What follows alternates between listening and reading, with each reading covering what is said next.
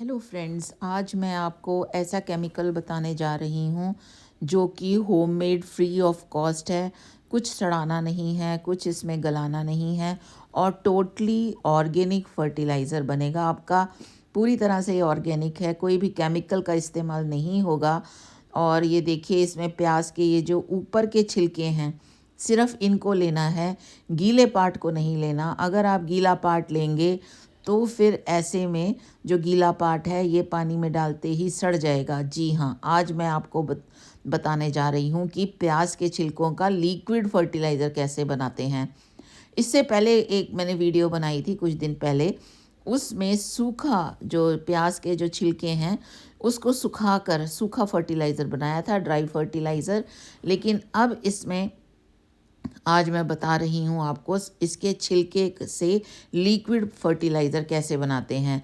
और ये हम सभी प्लांट्स को दे सकते हैं, हरे भरे प्लांट्स या फल फूल वाले जो भी प्लांट्स हैं। मनी प्लांट हो गया, सिंगोनियम हो गया, हमारे पास जो परमानेंट प्लांट्स हैं उसको दे सकते हैं, कोई साइड इफ़ेक्ट नहीं है। अगर आपको इसको सही तरीके से बनाना है तो ऑनियन पील फर्टिलाइज़र यानी प्याज के छिलके की खाद हमें फ्री में घर पे मिल जाती है। हमारे घर पे कोई हमेशा प्याज रहते ही हैं, हर सब्जी में प्याज डलते हैं। आज मैं ये छोटे छोटे प्याज छील रही हूँ, ये मैं सिरके के लिए, सिरके वाला प्याज मैं घर बनाती हूँ तो वो मैं कर रही हूँ। तो सुबह किचन में जब मैं करने लगी तो एकदम से मेरे पास आइडिया आया कि क्यों ना आज लिक्विड फर्टिलाइज़र ऑनियन का बनाया जाए। तो लिक्विड फर्टिलाइज़र बनाने के लिए जब हम ऑनियन पील ये हम ले लेते हैं तो इसको हम पानी में डालेंगे। तो इसको कंपोस्ट की तरह क्यों नहीं इस्तेमाल करते, क्या क्या साइड इफ़ेक्ट्स हैं, कैसे यूज़ करना है, एक एक चीज़, हर एक बात मैं आपको इस वीडियो में बताऊंगी। ये वीडियो बहुत इम्पोर्टेंट है, बहुत ध्यान से पूरा देखिएगा। तो चलो अब स्टार्ट करते हैं। तो इसमें हमने क्या करना है, पानी हमने डाल देना है, पानी भर के इसको रख देंगे। आप एयर टाइट बॉटल में भी रख सकते हैं, लेकिन मेरे पास क्योंकि गार्डन की मेरे पास बकेट है, मैं हमेशा इस बकेट में ही लिक्विड फर्टिलाइज़र बनाती हूँ। तो मैंने इसको प्याज को पानी में भिगो कर रख दिया है, प्याज के छिलकों को, और पानी इसको ढक दिया है थाली से। 24 घंटे के बाद आप ये देखेंगे, ये देखिए पानी का रंग बिल्कुल बदल चुका है। आपके घर में जो प्याज आते हैं उनके छिलके आप फेंक देते हो, आप इसको इस्तेमाल कर लो। तो अगर आपके पास गुलाब का पौधा लगा रहे हैं, क्रिसेंथेमम लगा रहे हैं, बहुत सारे पौधों के लिए हम टॉनिक ढूंढते हैं, ऑनलाइन खरीदते हैं, 400-500 रुपए की बॉटल लेते हैं। तो इससे बेटर है कि इसे खाद बना लीजिए। यानी प्याज के छिलके हमेशा अवेलेबल रहते हैं, तो प्याज के छिलकों की आज हम खाद बना रहे हैं। तो मैंने ये थोड़ा सा, यानी मैंने 2 मग इसमें ले लिया है प्याज के छिलकों का पानी, और अब इसको मैं डाइल्यूट करूँगी, यानी इसमें मैं प्लेन वाटर डालूँगी। तो अभी ये भीगे हैं मेरे पास। पहले मैं इसमें, जिसमें मैंने ये फव्वारा जो मेरे पास है, तो इसमें मैंने 2 मग पानी डाला है। अब इसमें 4 मग आप डाल सकते हैं। तो ये आपने फेंकने नहीं हैं प्याज के छिलके।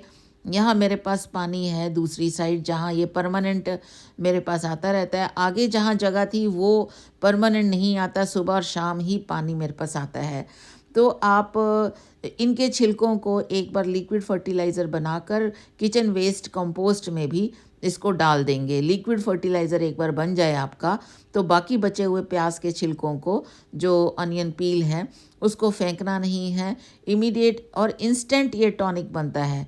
ये जो टॉनिक बनाया है हमने, ये एनवायरनमेंट फ्रेंडली भी होता है और इंस्टेंट बनता है। ये बहुत ही इम्पोर्टेंट है।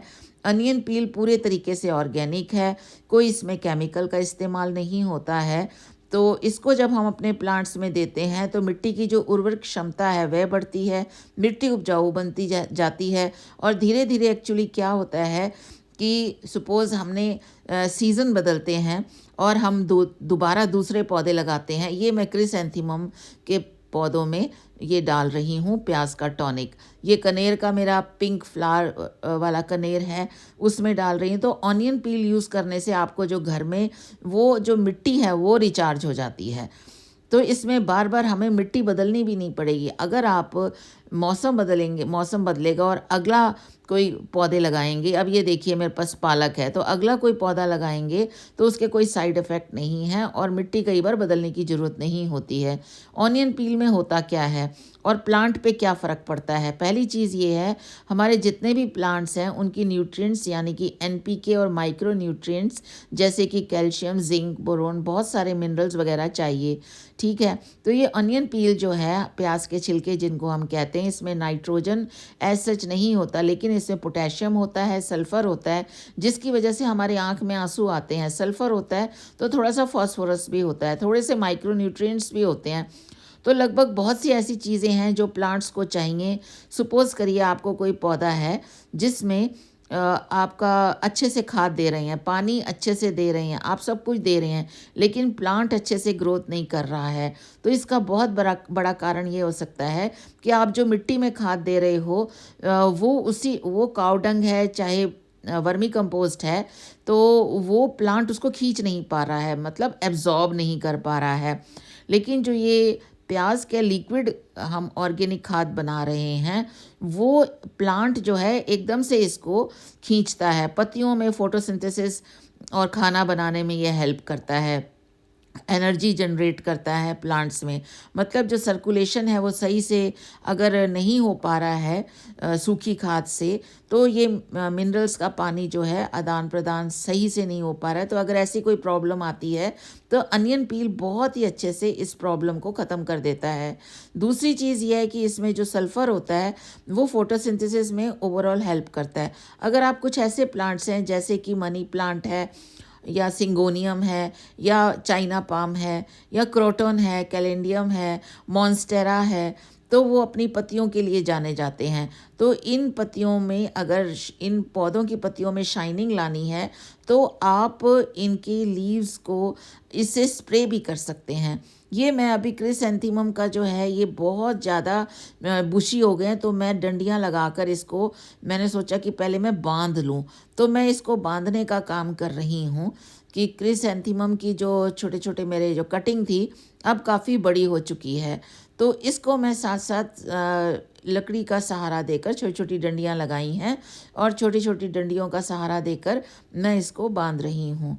और यहाँ पर मेरा गार्डन हेल्प भी आ गए हैं, पड़ोस में कहीं काम कर रहे थे और उन्होंने देखा कि मैं काम कर रही हूँ, कहीं ऊपर ये फ्लोर पे काम कर रहे थे।